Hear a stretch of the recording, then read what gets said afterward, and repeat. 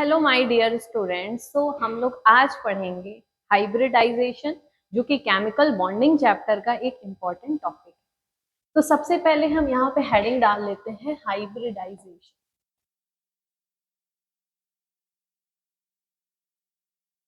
Okay, तो सबसे पहले हम ये देखेंगे कि हाइब्रिडाइजेशन में होता क्या है, इसका थीम क्या है। तो देखिए, जितने जो भी एटॉमिक ऑर्बिटल्स होते हैं वो एटॉमिक ऑर्बिटल्स हाइब्रिडाइज्ड ऑर्बिटल बनाते हैं, और ये हाइब्रिडाइज्ड ऑर्बिटल बॉन्ड के फॉर्मेशन में पार्टिसिपेट करते हैं और हर एक मॉलिक्यूल का एक प्रॉपर ज्योमेट्री प्रोवाइड करते हैं।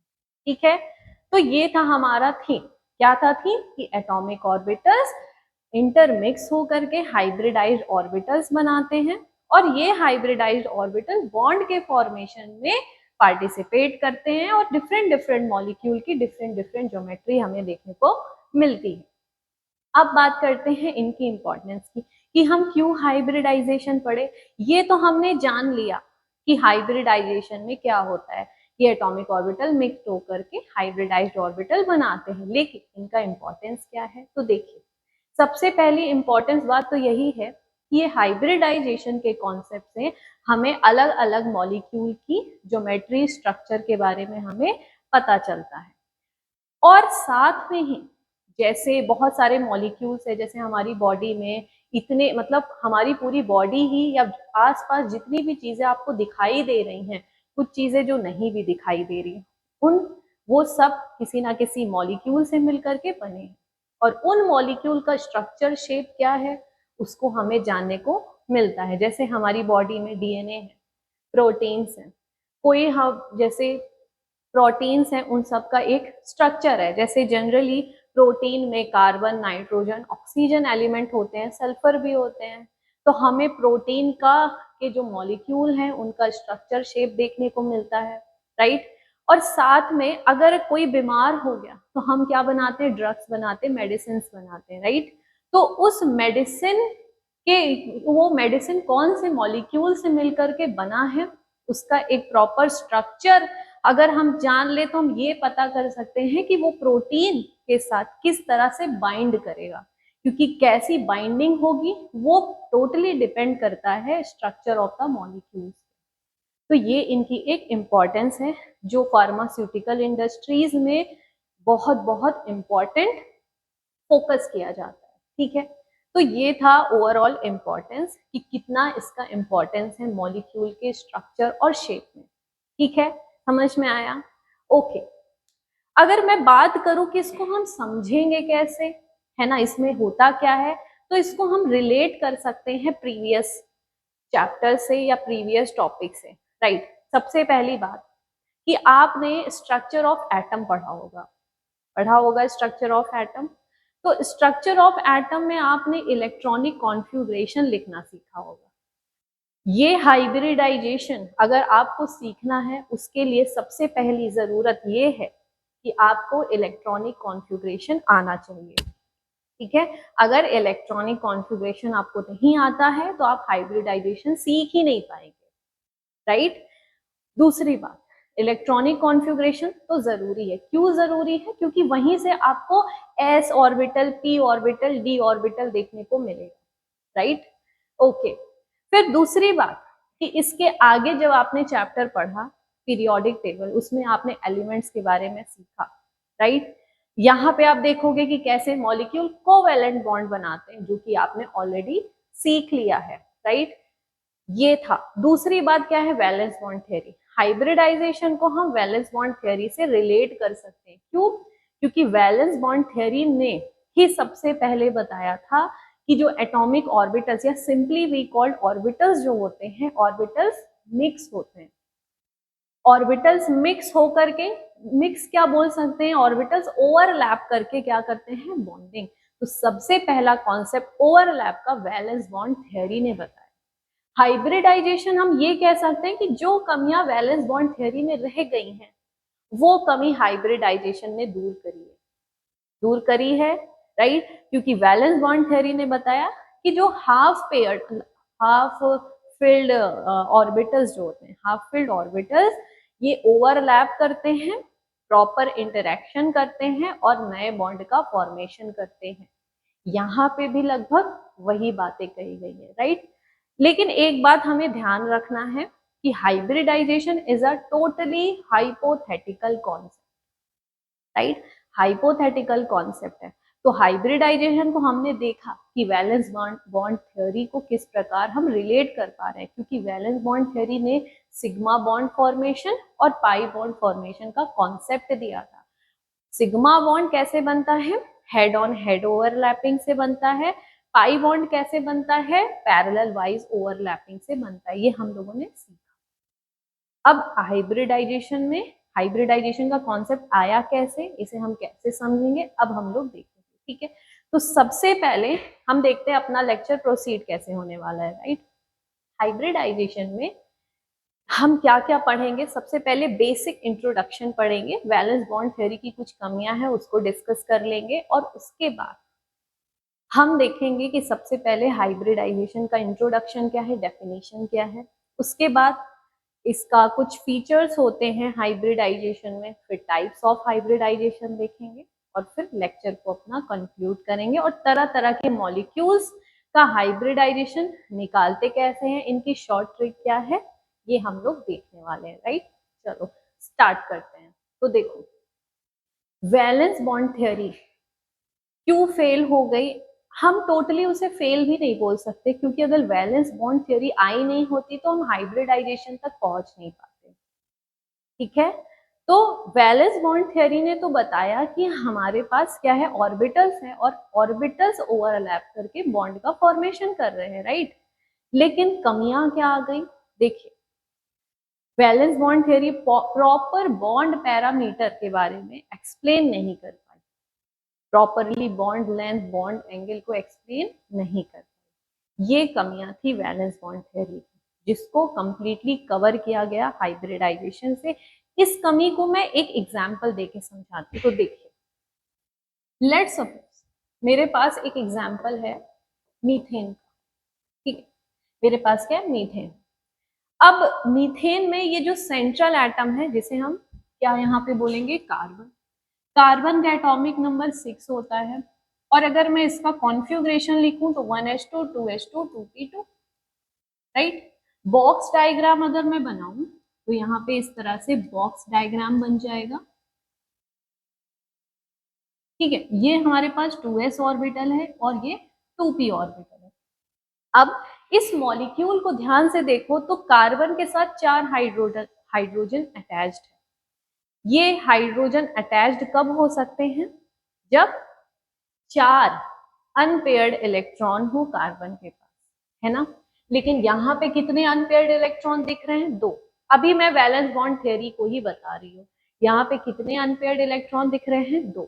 इसका मतलब ये जो स्टेट है बच्चों, ये ग्राउंड स्टेट, यहाँ पे एक इलेक्ट्रॉन एक्साइटेड स्टेट में चले जाते हैं। तो यहाँ पे आपको जो कॉन्फ़िगरेशन देखने को मिलेगा वो है इस तरह से। अब आप देख रहे हो यहाँ पे कि यहाँ पे अब 4 अनपेयर्ड इलेक्ट्रॉन आ चुके हैं। अब क्या होगा, हाइड्रोजन है, चारों हाइड्रोजन मैं यहाँ पे लिख देती हूँ, और इन चारों हाइड्रोजन के पास एक एक अनपेयर्ड इलेक्ट्रॉन है।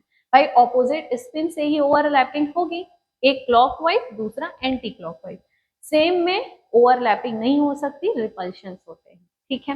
तो अब देख लीजिए, ये ओवरलैप कर गए, ये ओवरलैप किए, ये ओवरलैप किए, ये ओवरलैप, तो हमें 4 बॉन्ड मिले। चलो बना लेते हैं इसका स्ट्रक्चर। लेट सपोज हमें कुछ ऐसा स्ट्रक्चर मिले,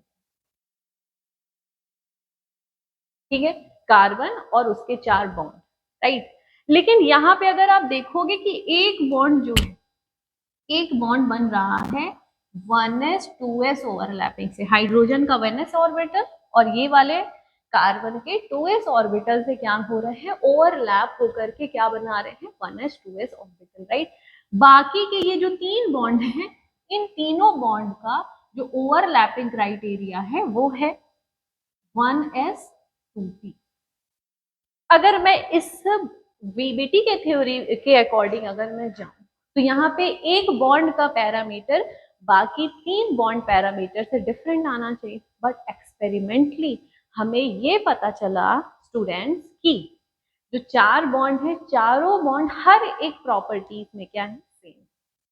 और ये भी पाया गया कि जो इनका बॉन्ड एंगल होता है वो होता है 109 डिग्री 28 मिनट का। और इसका जो स्ट्रक्चर हमें मिला, इनका जो स्ट्रक्चर हमें देखने को मिला वो टेट्राहेड्रल स्ट्रक्चर देखने को मिला, जो कि वैलेंस बॉन्ड थ्योरी से मैच ही नहीं कर रही थी, क्योंकि चारों बॉन्ड पैरामीटर CH4 में सेम है। लेकिन अगर मैं VBT के अकॉर्डिंग जाऊं तो सेम नहीं है, 3 सेम 1 डिफरेंट। इसी वजह से यहाँ पे एक नया कॉन्सेप्ट आया जिसको हम क्या कहते हैं, हाइब्रिडाइजेशन। ठीक है, तो हाइब्रिडाइजेशन की डेफिनेशन अगर मैं लिखूं तो क्या बोल सकते हो। इसके पहले मैंने आपको ये बताया कि वैलेंस बॉन्ड थ्योरी फेल कैसे हो गई, right. Valence bond theory fail कैसे हो गई, लेकिन अभी मैं आपको बताऊंगी कि हाइब्रिडाइजेशन क्या है। ठीक है, तो देखिए, hybridization is a totally hypothetical concept, hypothetical concept.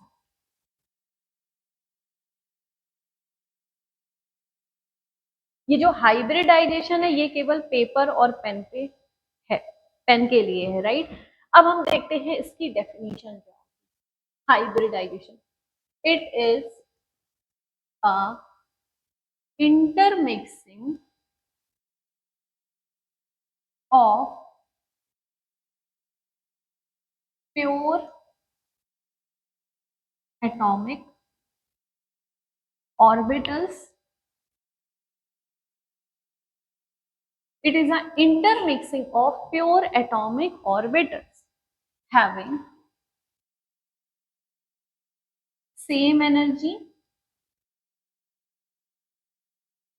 या फिर nearly same energy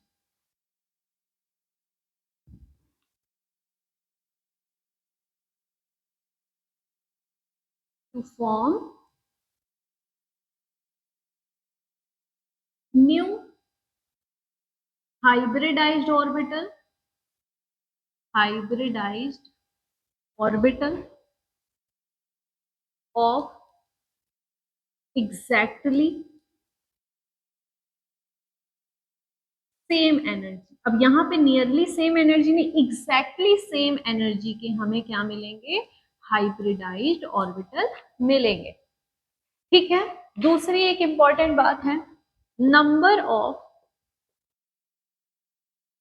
atomic orbitals are mixed equal to the number of hybridized orbitals formed। जितने एटॉमिक ऑर्बिटल्स मिक्स होंगे उतने ही नंबर में हाइब्रिडाइज्ड ऑर्बिटल बनेंगे। फॉर एग्जाम्पल, जस्ट इमेजिन आपके पास कोई दो लड्डू है, एक मान लो कोकोनट वाला लड्डू है और एक मान लो सिंपल सा बेसन का लड्डू है, राइट। दो लड्डू हमारे पास है, ठीक है, दोनों का अलग अलग टेस्ट है, राइट। तो एनर्जी को हम ऐसे समझ सकते हैं कि एनर्जी को छोड़, मेरे पास दो लड्डू है, एक कोकोनट लड्डू और एक बेसन का लड्डू, दोनों का अपना अलग अलग प्रॉपर्टी, अलग अलग टेस्ट है, राइट। अब उन दोनों लड्डू को मैंने मिक्स कर दिया, अच्छे से इंटर मिक्स कर दिया, और फिर कितने लड्डू बनेंगे, दो ही लड्डू बनेंगे, उतने ही साइज के, तो दो लड्डू बन गए। अब दोनों के अगर मैं लड्डू की बात करूं, दोनों ही हाइब्रिडाइज्ड लड्डू कहलाएंगे, है ना, इंटर मिक्सिंग होगी, राइट। तो दो जो लड्डू बने, इन दोनों लड्डू टेस्ट प्रॉपर्टी सेम होंगे। वैसे ही यहाँ पे एटॉमिक ऑर्बिटल्स जो होते हैं वो मिक्स होते हैं, इंटर मिक्स होते हैं। जितने एटॉमिक ऑर्बिटल मिक्स होंगे उतने ही क्या मिलेंगे आपको, हाइब्रिडाइज्ड ऑर्बिटल मिलेंगे, और इन हाइब्रिडाइज्ड ऑर्बिटल्स की जो एनर्जी होती है वो सेम होती है। तो ये था हमारा हाइब्रिडाइजेशन के बारे में। अब यहाँ पे देखते हैं कुछ इनके फीचर्स,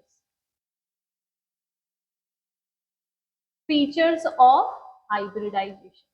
सबसे पहला फीचर ये है कि जो सेंट्रल एटम के एटॉमिक ऑर्बिटल्स होते हैं वही इन्वॉल्व होते हैं हाइब्रिडाइजेशन करने में, एक प्रॉपर ओरिएंटेशन में, और उनकी एनर्जी क्या होनी चाहिए, सेम। तो यहाँ पे हम लिख सकते हैं atomic orbitals of central atom are taking part in the hybridization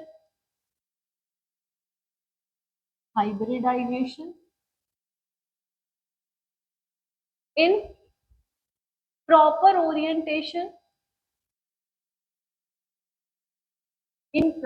orientation having same or nearly same energy।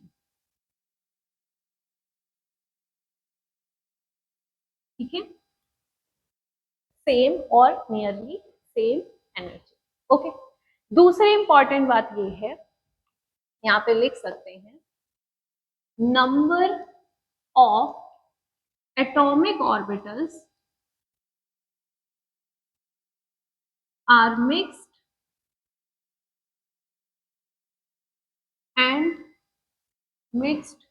to form equal number of hybridized orbitals।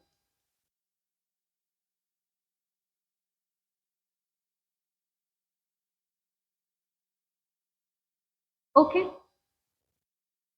दूसरी इंपॉर्टेंट बात ये है कि जो हमारे पास एटॉमिक ऑर्बिटल्स होते हैं, राइट, उन एटॉमिक ऑर्बिटल्स का कुछ अपना अपना शेप होता है, लेकिन जब वो मिक्स होकर के हाइब्रिडाइज्ड ऑर्बिटल बनाते हैं तो उनका एक अपना अलग शेप होता है। उसमें आपको दो लोब देखने को मिलेंगे, एक लोब जो होंगे वो हायर होंगे देन द अदर। ठीक है, तो हम यहाँ पे लिख सकते हैं hybridised orbital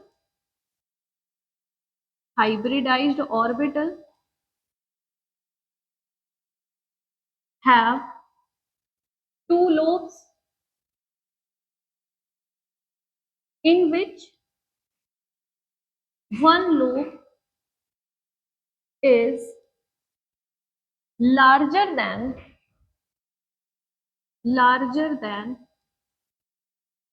other lobes and larger lobe is taking part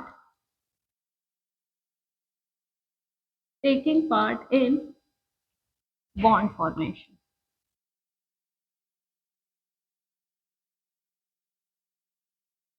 ठीक है, फॉर एग्जाम्पल अगर मैं स्ट्रक्चर बनाऊं कि कैसे ये जो लोब्स हैं वो दिखाई देते हैं, तो देखिए ये जो हाइब्रिडाइज्ड ऑर्बिटल है वो इस तरह से आपको देखने को मिलेगी, इस तरह से। ये वाला जो आपको दिख रहा है ये हमारा लार्ज लोब है,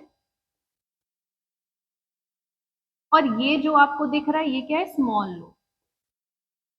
ठीक है, तो क्योंकि लार्ज लोब में इलेक्ट्रॉन डेंसिटी ज्यादा होती है, ये ओवरलैपिंग करते कौन है, इलेक्ट्रॉन डेंसिटी होती है ना, तो इसमें ज्यादा डेंसिटी है इसलिए अच्छे से ओवरलैप करते हैं, ज्यादा ओवरलैप करते हैं। इसमें नेग्लिजिबल इलेक्ट्रॉन डेंसिटी होती है तो ये ओवरलैप नहीं करते हैं, राइट।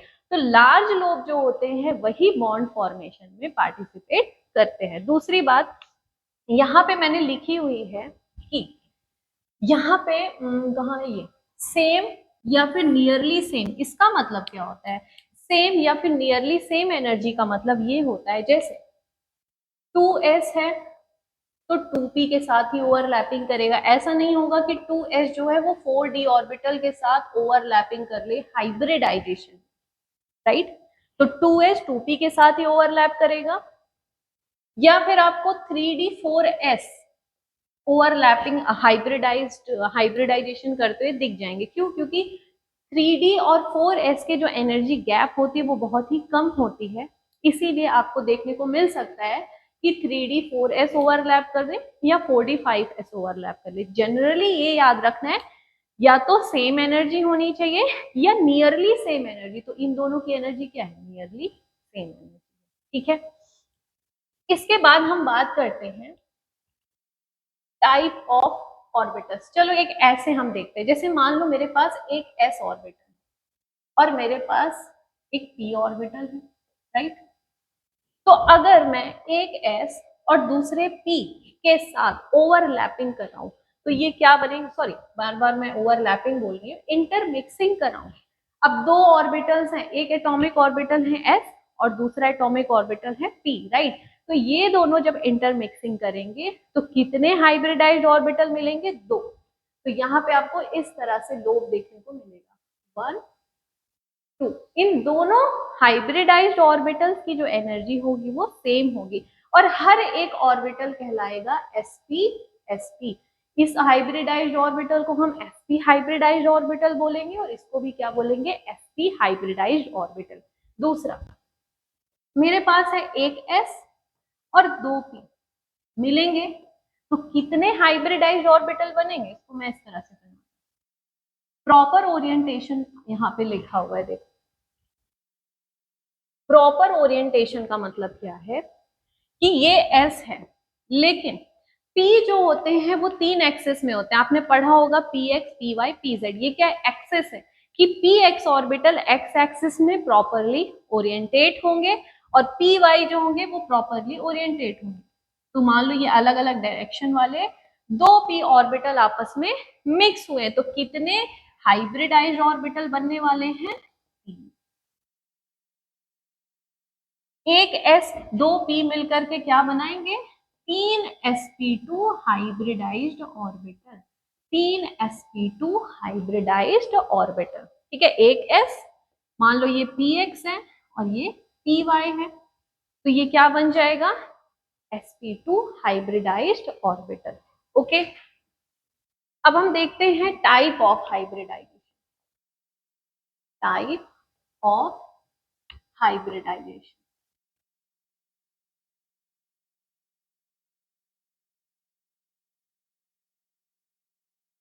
अगर मुझे हाइब्रिडाइजेशन का टाइप समझना है तो उसके लिए हमें स्टेरिक नंबर जाना पड़ेगा, ठीक है। तो यहाँ पे एक चार्ट हम बना सकते हैं कि जो स्टेरिक नंबर है वो हम कैसे निकालेंगे। उसके लिए क्या होता है? फॉर्मूला होता है, ठीक है। पहला फॉर्मूला जो होता है स्टेरिक नंबर निकालने का, number of sigma bond plus lone pair, ठीक है। तो ये बन गया number of sigma bond plus lone pair. तो स्टेरिक नंबर जैसे 2, और क्या हो सकता है? 3 4 5 6 7। जनरली और भी होते हैं लेकिन हमें पढ़ना है सिर्फ 7 तक, राइट। तो ये हो गया स्टेरिक नंबर। इसके बाद यहाँ पे है type of hybridization. Type of hybridization, right. Okay, तो ये मैंने हाइब्रिडाइजेशन लिखा है, ठीक है। अगर स्टेरिक नंबर 2 है तो हमें जो हाइब्रिडाइजेशन मिलता है उसको बोलते हैं sp। अगर 3 है तो sp2, 4 है sp3, 5 है sp3d, sp4 मत करिएगा, sp3d, 6 है तो sp3d2, 7 है तो sp3d3। ये है टाइप ऑफ हाइब्रिडाइजेशन, ठीक है। अब इसकी हम देखते हैं, अगर मुझे ये सब हाइब्रिडाइजेशन पता चल जाए कि इस पर्टिकुलर मॉलिक्यूल का हाइब्रिडाइजेशन लेट्स सपोज sp3 है तो इसका स्ट्रक्चर क्या होगा। तो हर एक हाइब्रिडाइजेशन के लिए ज्योमेट्री या स्ट्रक्चर डिफाइन है। तो यहाँ पे मैंने लिख दिया ज्योमेट्री। तो अगर sp हाइब्रिडाइजेशन है तो यहाँ पे जो ज्योमेट्री आएगी वो लीनियर आएगी। sp2 है तो ट्राइगोनल प्लेनर। अगर हमारे पास स्टेरिक नंबर 4 है तो जो ज्योमेट्री बनती है वो टेट्राहेड्रल बनती है। और अगर sp3d है तो ट्राइगोनल बाइपिरामिडल बनता है। Trigonal bipyramidal.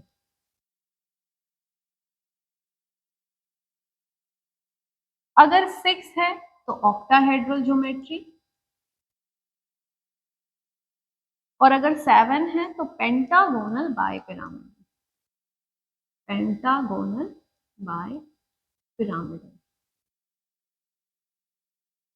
ये है ज्योमेट्री, इतना ही हमें जानना है, राइट। एक और स्टेरिक नंबर निकालने का फॉर्मूला होता है। अगर मुझे मॉलिक्यूल गिवन है, तो अगर मुझे ये वाला फॉर्मूला पता है तो आप देखकर ही उसकी ज्योमेट्री या हाइब्रिडाइजेशन बता सकते हो, राइट।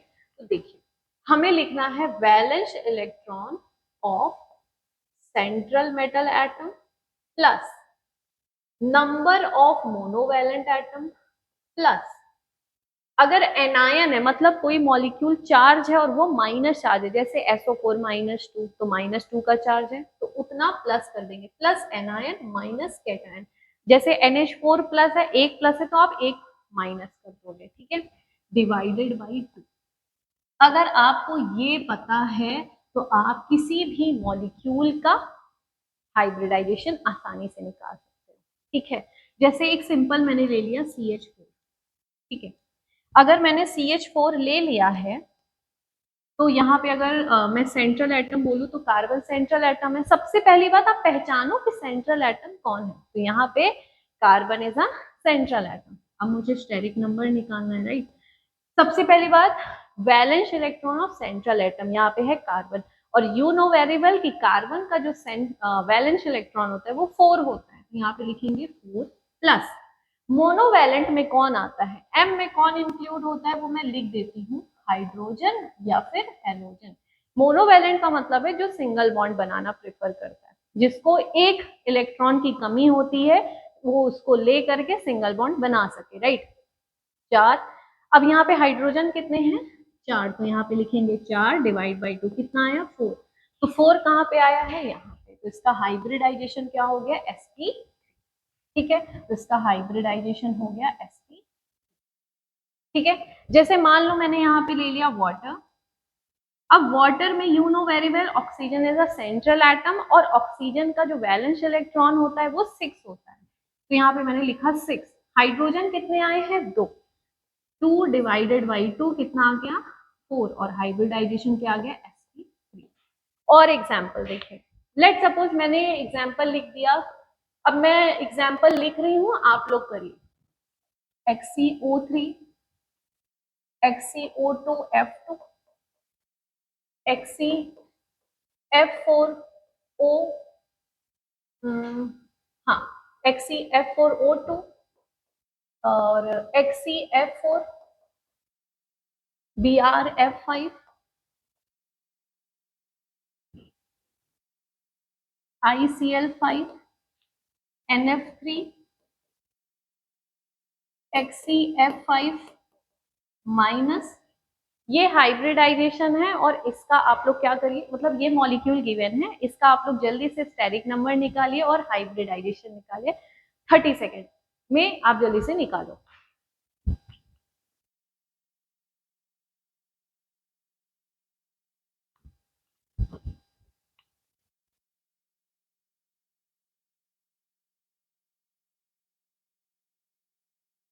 आई होप आप लोगों ने कर लिया होगा, तो चलो जल्दी से देखिए। अब देखो आप कि हम देख कर कैसे बता सकते हैं, देखिए नाइट्रोजन सेंट्रल एटम है, नाइट्रोजन जो सेंट्रल एटम आपको दिख रहा है, वैलेंस इलेक्ट्रॉन कितने 5, हाइड्रोजन कितने 3, 5 3 8 डिवाइड बाई 2 कितना आया 4, यानी कि इसका हाइब्रिडाइजेशन हो गया sp3। स्टेरिक नंबर इसका क्या आया होगा, ठीक है। यहाँ पे देखिए xenon trioxide, xenon is a central atom, जितने भी नोबल गैस है उसके वैलेंस इलेक्ट्रॉन को हम लोग काउंट करते हैं 8, राइट। तो यहाँ पे 8 हो गया, लेकिन मोनोवैलेंट नहीं है, क्योंकि मोनोवैलेंट में मैंने क्या बताया था, हाइड्रोजन या फिर halogen, right.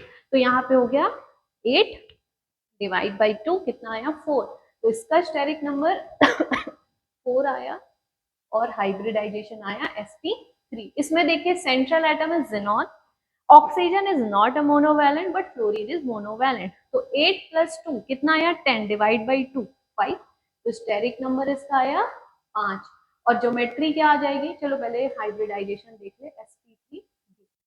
Xenon is a central atom, 8 plus 4 कितना आया 12 डिवाइड बाई 2 6, तो स्टेरिक नंबर इसका क्या आया 6 आया, और हाइब्रिडाइजेशन क्या हो गया sp3b2, राइट। यहाँ पे देखो जेनॉन, ठीक है, यहाँ पे जेनॉन है 8 8 प्लस 4 12 डिवाइड बाई 2 कितना आया 6, तो स्टेरिक नंबर है 6, और हाइब्रिडाइजेशन इज sp3d2। यहाँ पे देखिए Br(F5), Br वैलेंस इलेक्ट्रॉन 7, ठीक है। तो यहाँ पे 7 + 5 कितना आया 12 डिवाइड बाई 2 6, स्टेरिक नंबर हो गया 6, हाइब्रिडाइजेशन हो गया sp3d2।